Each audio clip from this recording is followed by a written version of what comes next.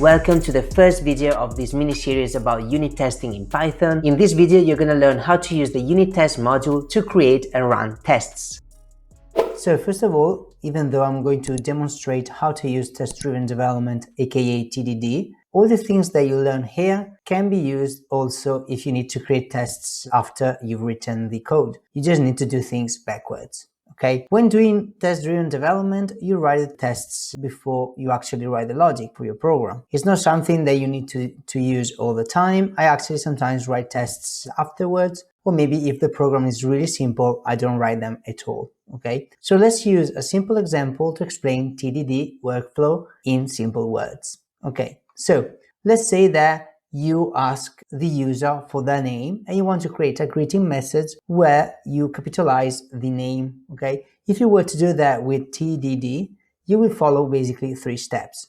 So the first step would be the red step, like that, which is write the test and run it. It should fail. Okay, so during this step, you actually write the test. So let's say you have a function with a fixed input like the name Joe, for example. Let's say that you've got a function and you pass Joe to the function like that. And then you expect the result to be welcome Joe, like that. Okay. So basically you're testing that you get the expected result given a fixed input. So given Joe like that, you expect this. Okay. Of course, when you run the test for the first time, it must fail because you haven't written the actual function. Okay. So you'll never get welcome Joe. Okay. Then you have the green step. Okay. Which is write the logic so that the test succeeds. So here basically you're actually writing the logic to pass the test, and of course if you run it and the test fails, you need to work on that until the test succeeds. And then last but not least, you've got the refactor step. Improve your code. Okay, so basically in this step, let's say you wrote a basic function, a basic code just to pass the test, and now you want to improve it. You can do it now. Okay, you can refactor it, etc., etc. And the cool thing about this is that here you're sure that if you make a wrong change, the test will fail and you'll know you made a mistake. Okay, so these are basically the 3 steps of test-driven development. But how can you do this in Python? To do this in Python, you need to use the built-in unit test module. So first of all, we need to create a new file here. Okay, and its name must start with test, and usually if you are testing a program like in this case example.py, you call it test underscore example.py. Okay, so test like this. Okay, so you've got another file like that. You could also have 2 or more different files, like instead of just test example.py, you could have test example1.py for certain tests, and then test example2.py for other tests, etc., etc. Okay, then we can actually write the function here. Let's actually delete these steps. Here you can write the function name, and then we actually pass like that because we need to complete it after we've made the test, etc., etc. So now let's switch to our test example.py, and we need to import unit tests like that, and also example. So we are basically importing this file so we can access the functions and we can test them. Okay, we need that. Then we need to create a class that will be a test case. A class or test case should contain all the tests somehow related so that you sort of divide all of the tests in a way that makes sense, and you can have as many as you wish. Okay, maybe one for the tests of a feature like the GUI, then another one for other tests of some sort, or even you can have a test case that runs only if you're on Linux, and another test case if you're on Windows, for example, using a condition. But this is something we're going to talk about in the 3rd part of this series. Okay, so now let's try to understand how to write a first test case. So as I said, we need to create a class.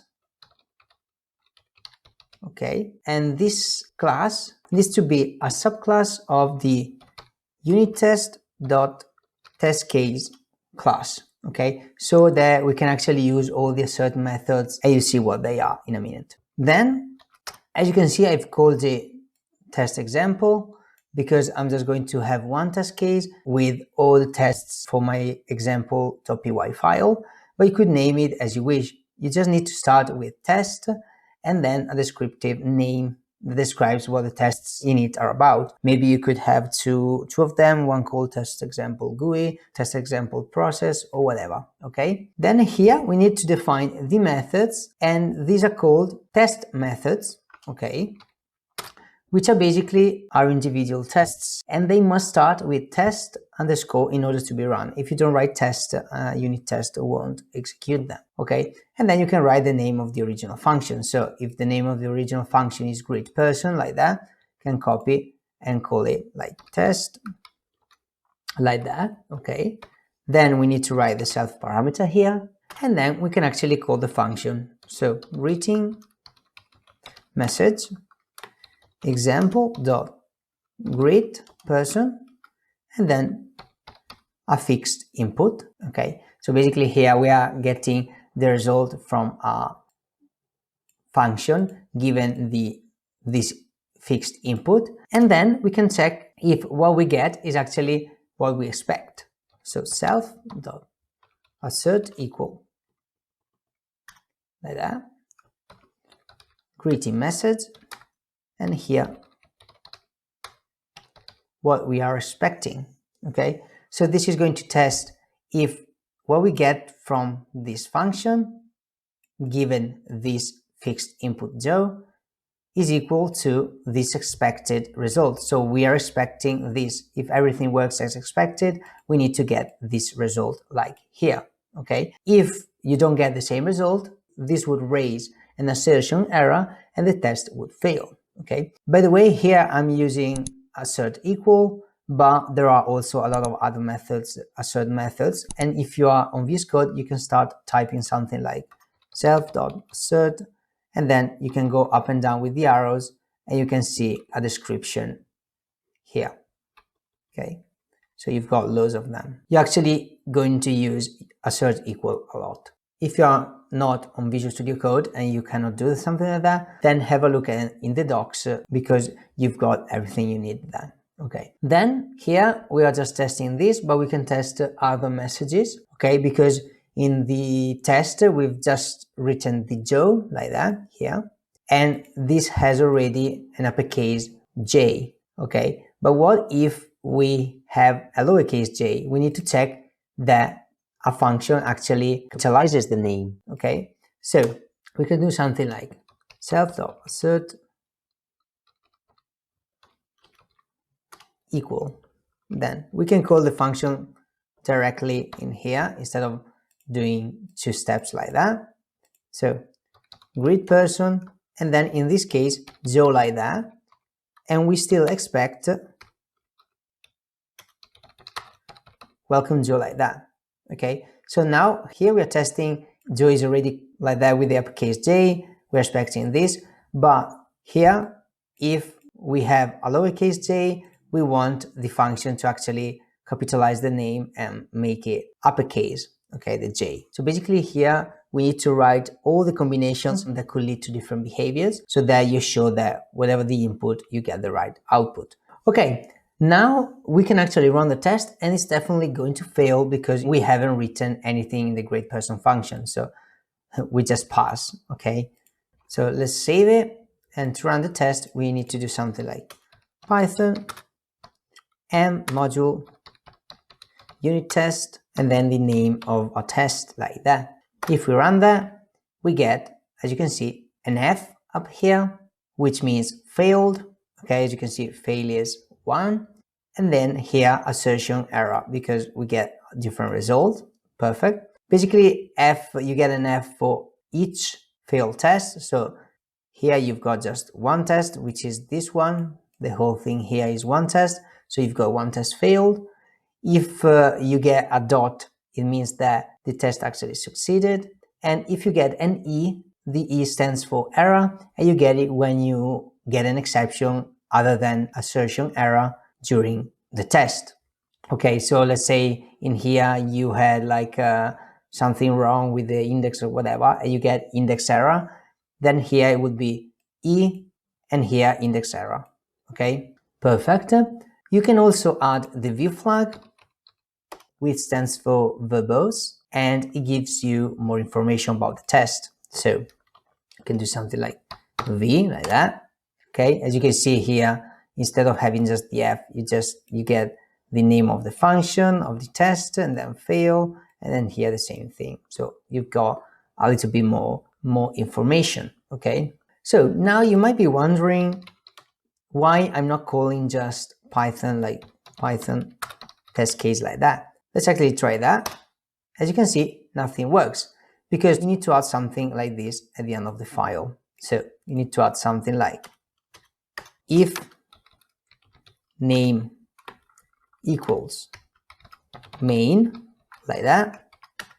You run unittest.main like this. Okay, I've actually explained if name equals main in another video, so I'm not going over it now, but basically we are just telling Python, when you run test example as a script, run this basically. Okay, and if you want to have more information, instead of using the v flag, you can do something like 2. Okay, I'm actually going to use the v flag, and now if you run the test in this case, as you can see now, that works. Okay, perfect. We're just calling unittest.main, which is the default command unittest runs, and we are relying on unittest to run all of the tests for us. And it's actually what you need most of the time. But I just want to mention that you can even create test suites to group the tests you want to run together, even if they are part of different classes, so that when you run a specific test suite, you only run the tests that are part of that suite. Okay, so you sort of group tests together, but I'm not really going to talk about this in this series. Okay, so back to example, I want you to notice one thing. So let's actually do something like this. Okay, so although we have two assert equal calls, you've got one here and one here. Okay, as soon as the first assert equal fails, the test fails. Okay, so as you can see, you just have like this line 7, which is this one, and then assertion error, and then failed. Okay, but what about this one? Is it right? You don't know, because as soon as you get the assertion error here, this is not run, so you never know. So basically you don't know if you just need to fix this one or if you need to fix this one. Maybe let's say you've got other 10 assert equal calls, you just know that this failed, but you don't know anything about this, you don't know anything about all the others. Okay, to avoid this, you could create two completely different methods. Okay, so you could do something like, I don't know, def test greet person like Joe with the lowercase Joe, and then here with the uppercase Joe, like that. Okay, but it would be ridiculous because we are just changing the J from uppercase to lowercase, so creating two test methods would be an overkill. So in this case, subtests can come in handy, but I'm going to talk about them in the second part of this series. Okay, so let's actually go back to like that. Okay, so now that we saw how this works, because we failed all the tests, we can go back to our example.py file and start the green step where we actually try to write the code that will succeed. So let's actually go back here. Okay, and now we can start to write our function. So something like capitalized name dot capitalize, something like that, then greeting message, left string welcome, then the capitalized name, and then we return the greeting message. Okay, of course you could put everything together like this, so we could do something like, let's comment this out, you could do something like return and then name. Okay, let's actually pretend we forget to capitalize it. okay? So we can see the error, okay? So let's say that now we think everything is working fine and we try to run the test, okay? So we go back here and we run the test. Oh, what happened? So welcome Joe, we get Joe like that, but we are expecting this one. So welcome Joe is different from welcome Joe. Line 9, okay? So our test line 9, okay? Which means that this succeeded and we get an error here. So we're like, oh, right, we made a mistake. So let's go back to our example.py. Oh yeah, we forgot to call capitalize. Okay, now that should work. Let's try to run it again. Now it works. So you got a dot, which means that the test actually succeeded. Okay, perfect. And if we add the v, you get a little bit more information. Okay, perfect. Of course, you can have more than one function. Okay, let's say you want to create a function that will return true if the person can drink alcohol according to their age. As I said, these examples are quite silly, but I'm sure very effective to understand how this whole thing works. Okay, so let's actually write another function. So let's say you've got two functions. So you can drink alcohol like that, and then we check the age and we pass because we're going to write the test first. Okay, but before we do that, do me a favor and leave a like if you're enjoying the video, and also subscribe because you don't want to miss the next videos in this series. So we need to go back to our test. Let's save that. Okay, so now here we need to write a new test. So test, as I said, we can get the name from here like that, self.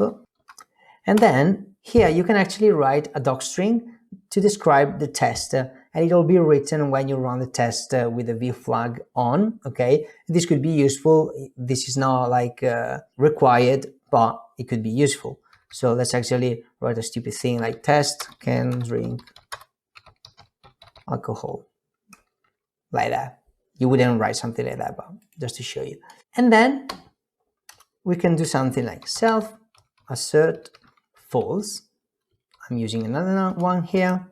Example dot can drink alcohol, and then 16. So we are expecting a false because a 16-year-old cannot drink alcohol.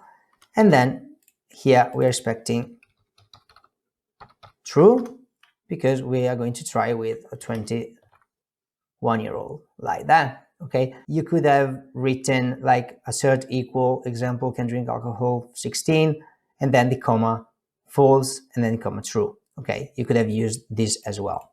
That's fine. Okay, so let's actually run this and see if the test fails as it should. Okay, so basically here you can see this, and then the docstring with fail, and then this one, this other test, it's okay. You might have noticed that you get this test first and then this test. Okay, so they are not basically run in order, in the order that they are written in, because they are run in alphabetical order. Okay, so in this case, test can, you've got the C is first, and then test G, okay, is run second, although they are written in another order. As you can see, you may expect that this is run first and that's the second, but this is not the case because test C is before than test G in the alphabet. Okay, I hope that makes sense. Okay, so as I said, the test failed, so we can actually go to step green and write the body of a function. Okay, so let's actually go back to our file. For example, file, here we can start writing, which is kind of easy because you can just do something like return age 18 like that. And if you run the test now, actually run the test without the v, you can see 2 dots, which means that both tests succeeded. Okay, this is really amazing because we have the test in place, and whenever you change the code, you're always sure to catch all the mistakes because the test would fail. Okay, so cool. So in the next video, we are going to talk about subtests to sort of differentiate different calls to assert within the same method, so that all the calls to assert are actually tested as subtests. We're also going to see how we can run some code before and after each test, really useful if you don't want to repeat the same code in each test method. If the second video is already out, you should see it on the screen. If not, while waiting, watch this other video instead, and I'll see you there.